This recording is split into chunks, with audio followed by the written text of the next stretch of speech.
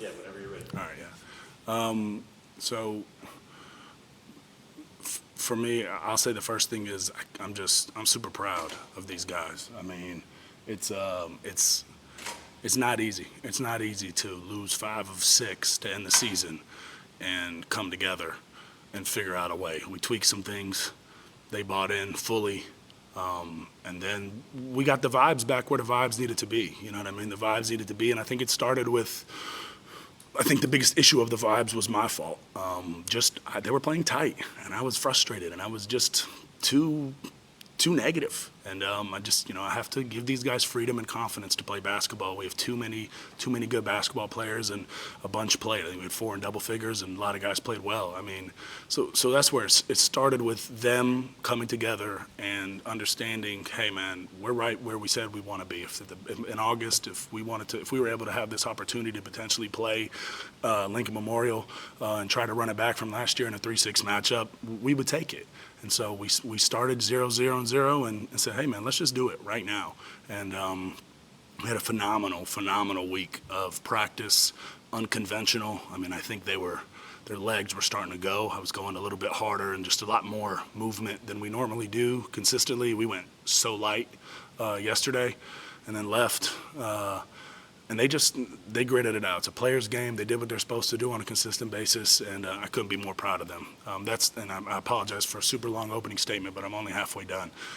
The other aspect for me is it's bittersweet for me. I have a personal relationship with every one of their coaches, first and foremost, and Coach Jeremiah is one of my best friends on earth. He and his wife were at my home a month ago when they played in South Carolina, and they stayed at our house and we had dinner and they played with my children, and I was in his wedding last July, and so it hits home, and it's bittersweet. It really is. I think he's the best coach in the region, myself included. I think he's phenomenal. Love him to death. Hate that we have to face each other. I mean, absolutely hate it.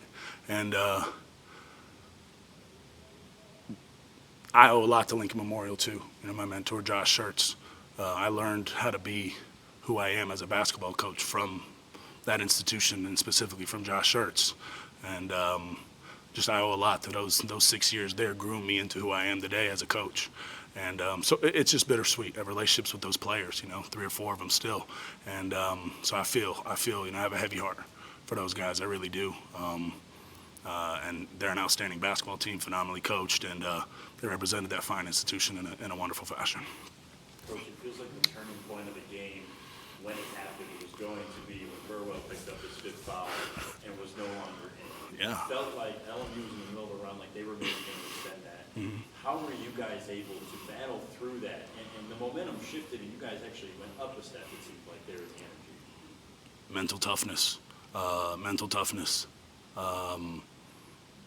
Philip needed about 5 minutes to calm himself after that. I mean, in the back of his mind, he's thinking, is my career over? That's a scary thought. And is it over in that fashion? And so he took his 5 and he came right back and was an unbelievable cheerleader and teammate on the bench for his guys. Guys like this dude to my right, Colvin, he's our captain, he's our leader, and he's the guy that just, you hear his voice, his positivity and his energy and his just the things he says continue to unify us on a consistent basis. And everybody stayed locked in, and then we played basketball. We stayed locked in, and then we just continued to play basketball. Depth has always been our greatest strength this year, and multiple guys played extremely well, and they just stayed mentally focused, stayed locked into the task in hand, and started with proper attitudes and proper mental focus. So Nigel, let me ask you, as like your coach just said, leader and captain on this team, where does your attitude and mindset change when you lose your starting point guard, who's your leading scorer in the game this far? Yeah, it's a scary thought, but a lot of guys we didn't want his season to be over. We don't want our season to be over, so it's kind of the opposite effect you think it would be. So it kind of turned us up a little more to play just a little harder for him, to play just a little harder for us, and just try to come out on top. So. And an 80 for you, down low, they were bringing a lot of pressure, some double teams. You were able to handle that and have a good game. And then on the defensive side, you held Martez Brown, who's an all-region player a couple days ago, to 4 Why were you so successful? Martez Brown, he's a heck of a player. You know, I was in the SAC conference actually for 3 years, you know, so I'm pretty familiar with those guys, and I kind of got a relationship with some of those LMU guys like Coach here.